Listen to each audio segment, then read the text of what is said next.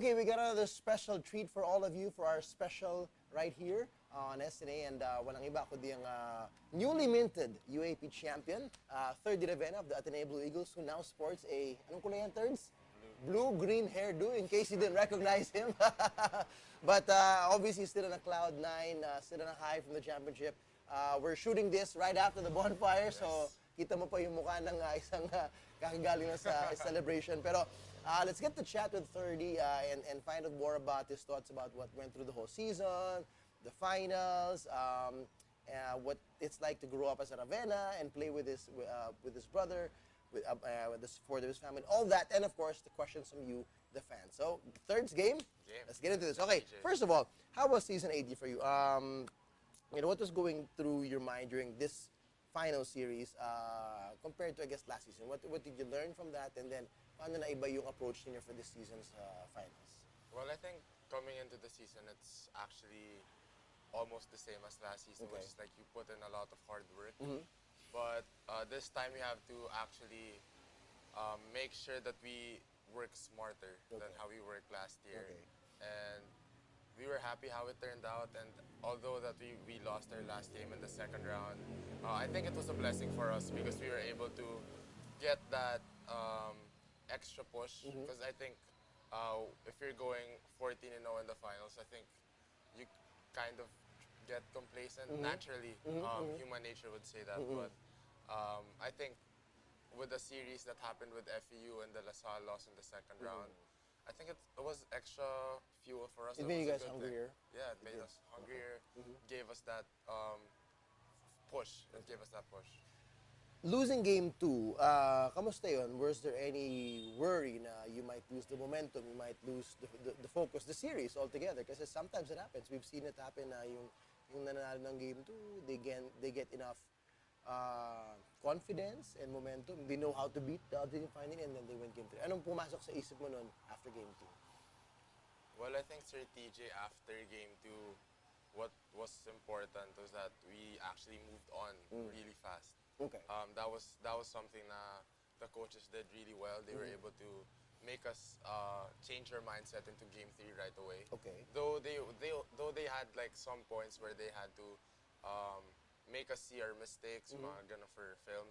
But you know, it was a good transition from game 2 to game 3 for us, because we were able to actually prepare right away for game 3 the following day after. Right away.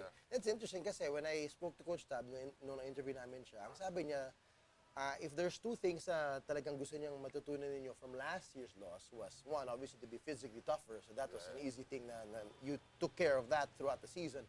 But the second was the pressure, handling LaSalle's pressure and the pressure of the situation and the mayhem defense, which obviously was part of the reason losing game 2. So nung nangyari yun, parang, oh no, it happened to us. Hindi ba naging concern yun sa inyo as a team collectively, or you knew that you've beaten them in the first round, you knew how to handle them even in the second round, even though it was close, na hindi magiging problema sa third round, sa game 3 yun? Yeah, well, Sir TJ, kasi for us, the biggest factor talaga, tulad na sinabi ni Coach Tab, was the pressure. Pressure of the crowd, pressure of their defense, everything, the pressure of the situation. And it's we just had to put it in our heads na we shouldn't let those things affect us, because you know, we've been working on breaking LaSalle's press since last year basically, and they have a really tough defense, but if you just stay composed, just make sure you follow whatever we worked on. You know, Coach Tab had his own way of trying to break it, but it was more in being composed during the entire series. Well, speaking of composure, if there's one guy who's been through what you went through, obviously, is your brother, si Kiefer. No? During that gap and during the final series, I'm sure you talked to him, but what stands out the most, na the best bit of advice na nabigay niya sa'yo, you know, which ultimately helped you personally lead the team? Well, I think the biggest one for me is when he told me to just attack really hard, na huwag ka na mag-hesitate, na kung mahulog ka or kung mapalpal ka, bahala na, finals yan. They wouldn't call anything easy. Just make sure you get that aggressiveness in you the whole game and just make sure na you always put the defense on their knees. So, yun talaga yung pinaka nag-stand out for me. What's the hardest thing about playing against Lasal? Ben. Ben? Good morning. Hi, Ben. Ano, Hi, Ben. bakit? Anong meron kay Ben na siya ang pinakamahirap na kalaban? Although hindi ka naman niya binabantay one-on-one all the time. Sometimes he does, but what's the toughest thing about Ben?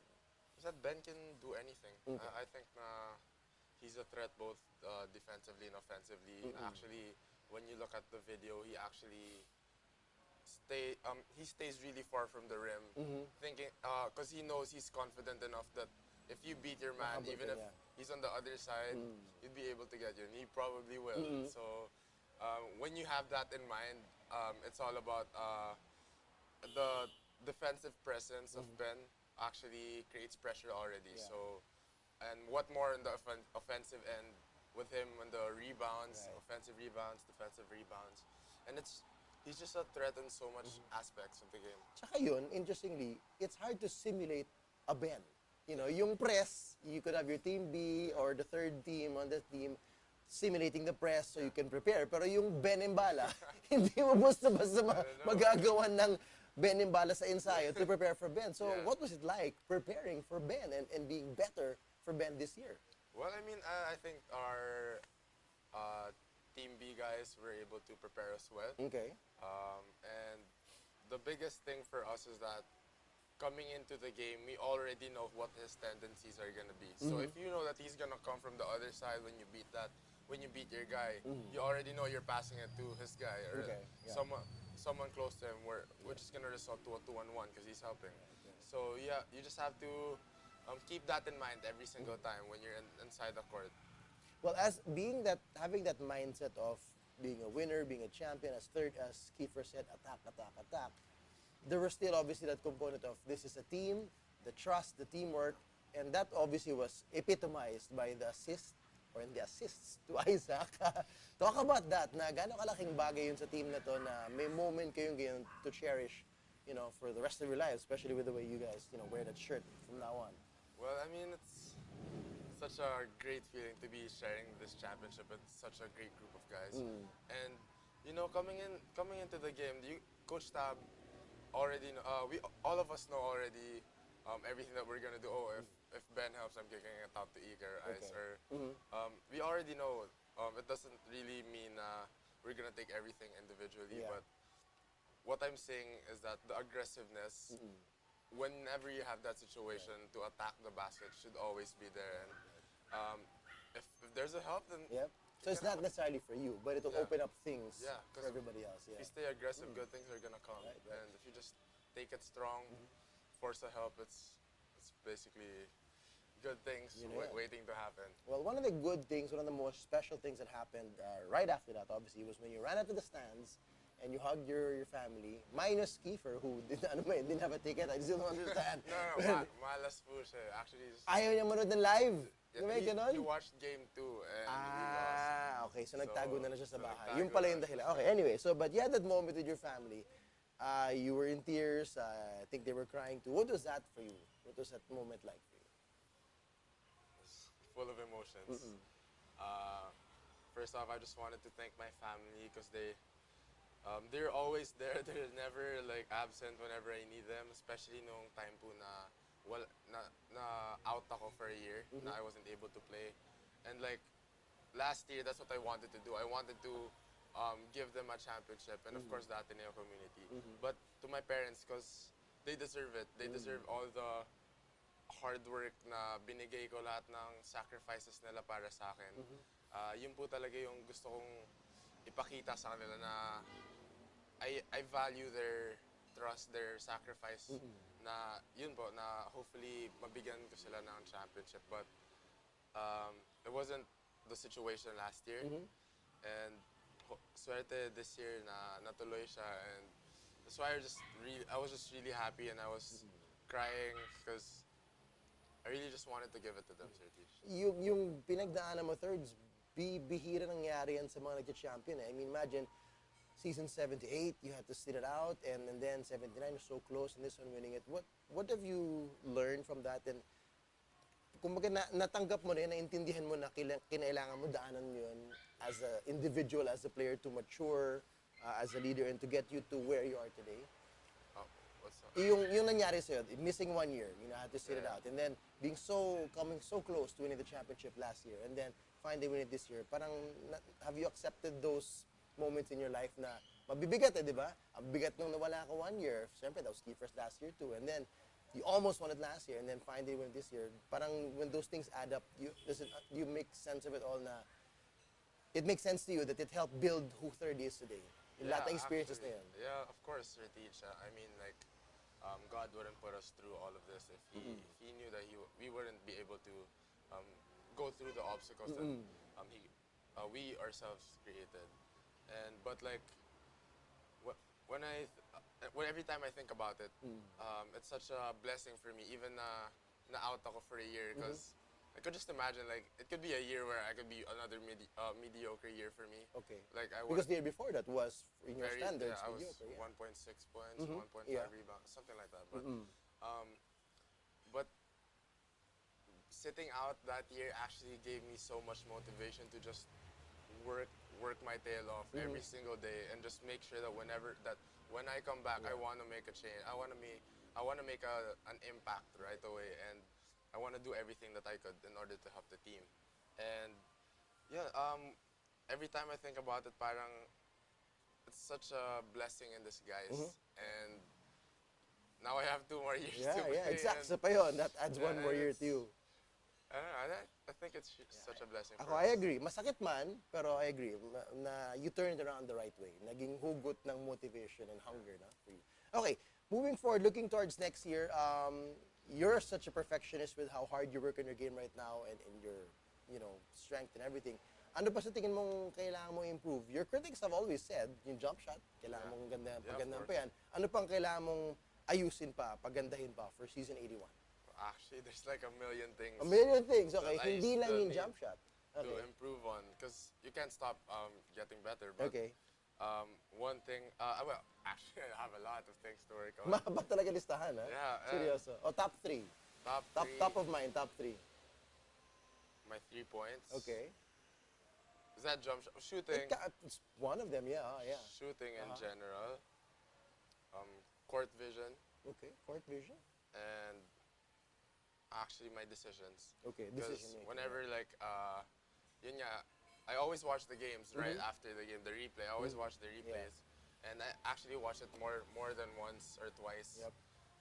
Especially mga series. And I always see a lot of things na parang I could have done a better decision than this. So you're hard on yourself. You're like, I could have done this, I could have done Yeah, that. I mean, Okay. we all should be hard on ourselves, because correct. we should be our biggest critics. Right, But whenever I see na parang may mga decisions ako na feel ko, nako, parang hindi yata yung best decision at that time, parang naisip ko rin, Sir TJ, na yun, I still need to work on my decisions a lot. Okay. Okay, Third, doon naman tayo sa aspeto ng family. We touched on it a bit during the finals, but what's it like growing up with Kiefer? That's for one. You're 3 years apart. Kahit pa paano, I can imagine several scenarios na very competitive, lagi kanya pinupush. It's possible na lagi ka rin tumitingin sa kanya na yun yung standard na hinahabol mo. Kamusta? Kamusta yung sibling, I don't want to call it rivalry, but yung sibling situation yan that you're both into this basketball career very seriously? Well, I think, Sir TJ, I'm just really blessed to have him and my dad, Okay. Guide me throughout my career, and I'm just always thinking that I want to be half a player as good as both of them. Half lang. I mean, that's a pretty tough standard. Okay. And you can't help but always get compared. But if you take it to a positive light and just think about how you could turn everything into a positive situation, how you could use their IQ, their skills, use it to your advantage. Just make sure na every time they teach you something, kunyari yung mga pagkakamali ng brother ko, and alam niya na yun. So he always tells me na, ito, wag pa ganito situation, wag mo to gawin. Though some situations you really have to experience and learn in order for you to know what to do the next time around. But he actually, both of them actually teach me a lot of things na wag ko gawin para, alam mo yun, para hindi na ako makasakit sa team. Para so some things like that. And I'm just thankful because I wouldn't get it from anyone else. Like, no one would probably tell me out of the blue na, to ganito, wag mo gagawin pag may ganyan situation ka. So, I'm just actually really happy that they're always there. Rewind tayo nung bata pa kayo. What is it like for your dad then? He's probably still playing as well. Do you remember the earliest times na naglalaro kayo together as a family? Tinatrain na ba kayo ng daddy ninyo? Was the pressure there? SBP days pa, nung Lasal Green Hills pa kayo na, oh, guys, you know, I want to make you a player like me. May ganong mode ba yung Ravena family already? Not really just like to make my brother and me like play like him, but it's more than just like trying to just work us out like every time and just make sure na we actually keep improving. And I mean, may pressure talaga siya kasi I could imagine my brother na parang, oh, anak to ni Bong Ravena. Yeah, for sure, yeah. Medyo maliit siya pero, alam mo yun, parang there's always a pressure na marami pong masasabi pero he was always, he always proved them wrong. But, yeah, he's always there and, you know, my dad was just really like that type of person na gusto niya talaga kaming gumaling po. Well, with Kiefer specifically, obviously you still live in the same household. 24/7 ba? Usapan basketball ba ito? Or meron ba kayong, nagbibigay ba siya ng outfit advice? Kay Thirdy? Well, I give him a... You give, see? Siya nagbibigay ng fashion advice kay Kuya Kiefer. But it's not really basketball. Kasi I can imagine that people might think palagi na lang puro basketball pag-usapan nyo. Hindi naman. Though things could get a bit competitive, even if it's not basketball. You know, everything na parang in this household is incredibly competitive sa TJ. Tapos, nagkakapigunan ba? Yung mga momento ganun? Hindi naman. Hindi naman. Minsan. But, you know, we all know it's just, you know, it's family and we just really don't take everything personally. But, you know, it's not just basketball all the time. Although we play 2K a lot whenever we're together. Sino mas magaling sa 2K? Hindi sure. So it's that competitive? It's match. It's a pretty good match. Maybe we can ask Kiefer later. But anyway. Though he wouldn't say that it's a good match. It's an even match. I think it's a pretty even match. Okay. All right. In all those times na Kiefer's doing well and you had a struggle, lalo na 2 years ago, did it ever enter your head na did you want to quit? Was it ever a thought na with all the pressures of meeting up to the standards of Bong Ravena and of Kiefer Ravena? To the point that I wanted to quit? So wala naman? Well,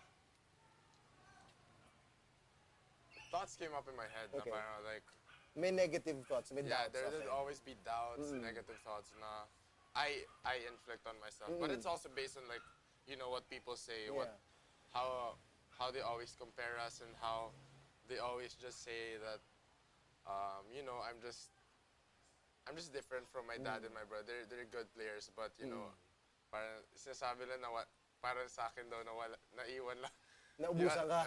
Yung ano lang, yung athleticism tsaka yung height lang yung napunta sa akin. But, and it would really enter my mind na yun nga yung mga sinasabi nila. But like, I'm just so blessed to have Coach Tab.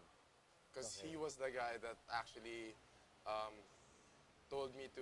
he taught me on that like the biggest pressure that I could ever get is probably the pressure on myself to be the best player that I could possibly be.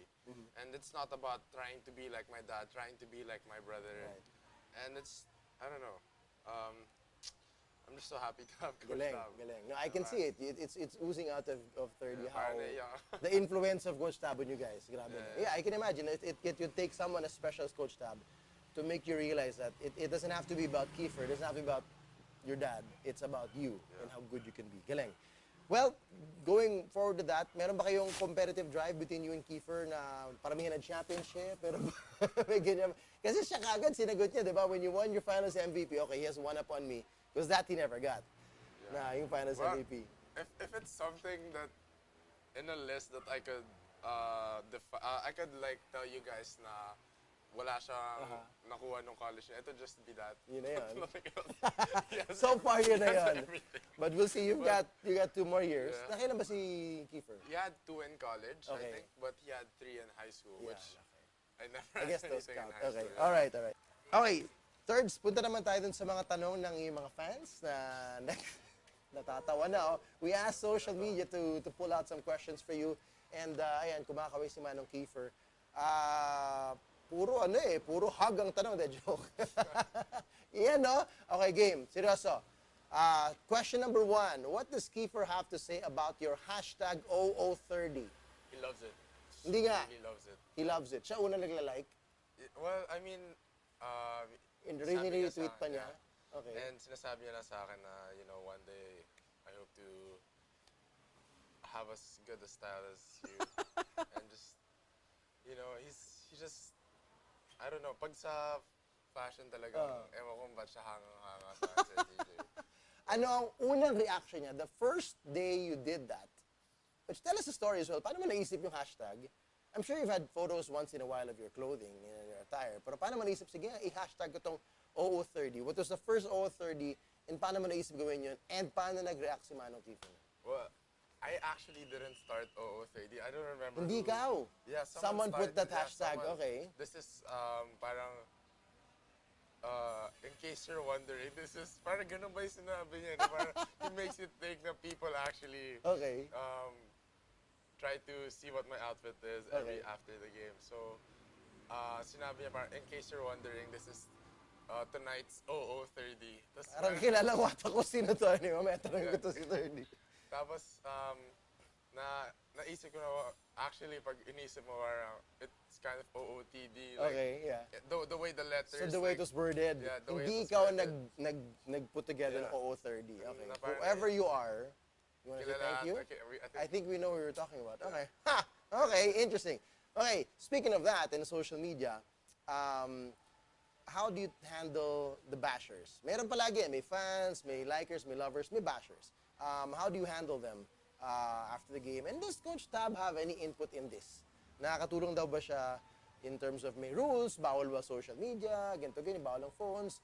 It's so different to be a college basketball player in 2017 as opposed to when it was Coach Tab did coach college way back, you know, a long time ago. So ibang-iba. So kamusta yun? How do you handle the bashers and how does the coach and the management help you guys out? Well, I think everyone's entitled to their own opinion, and they could just, that's their page, that's what they want to say, and that's gonna reflect who they are. But, you know, as someone who gets bashed a lot, I think I mean, I accept na yun nga yung situation, that they could just, people are just gonna say whatever they want, they could put it out there, it's on social media, and I think that's why the coaches and the management are kind of, you know, trying to make us lessen our social media use because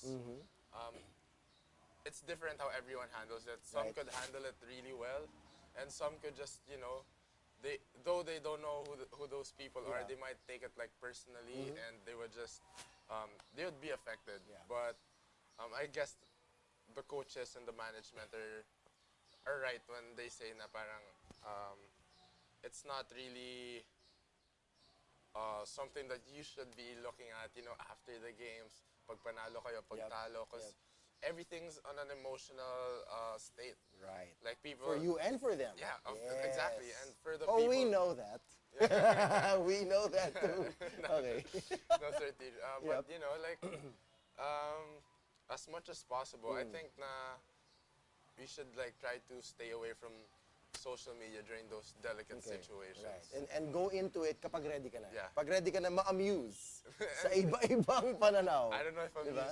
is the right term, but you know, you just have to be ready for whatever you're gonna Saka read. keep an open mind. Yeah. Sometimes they might say something naman na nakakatulong Yeah, naman. Who knows? of course. Never. Okay, last but not the least, ang pinaka-importanting tanong ng aming producer na pinili niya sa social media, and this is probably the only reason why we're here.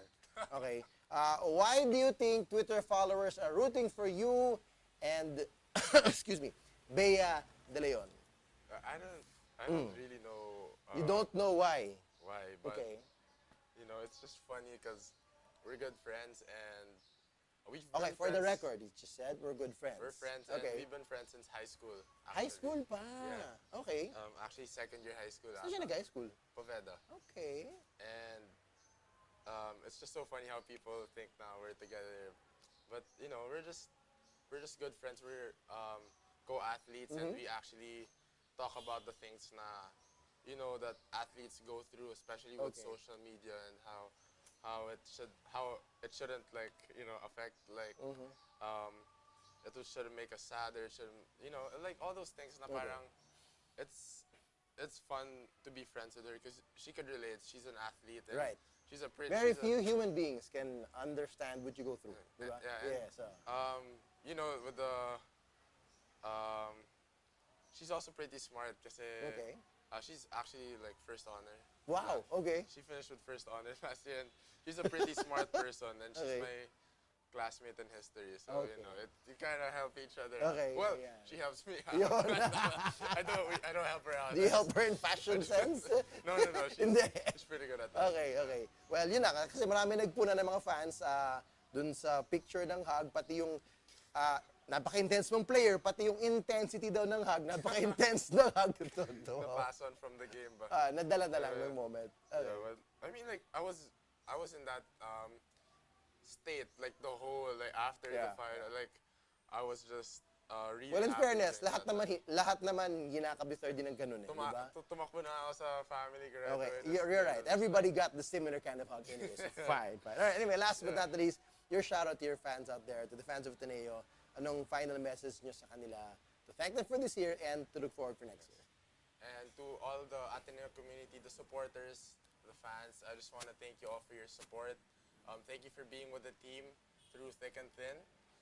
This has been a great season for us. And to all the supporters, Boss MVP, Tita Debbie, Boss Epoch, I just want to thank you guys for always being there for us, for always being able to make sure that things are okay and the team, things are good. And to everyone who's watching right now, I just want to wish you guys a Merry Christmas and I hope to see you guys next season. Alright, yun po yun. Merry Christmas to the Ravenas. Thirdy, maraming Thank you for salamat. having me, Enjoy Sir this DJ. one. Such a special Christmas for Thirdy and the rest of the family, and they're gonna cherish this one for many years to come. Maraming salamat. Thank you. Thank you, Sir TJ.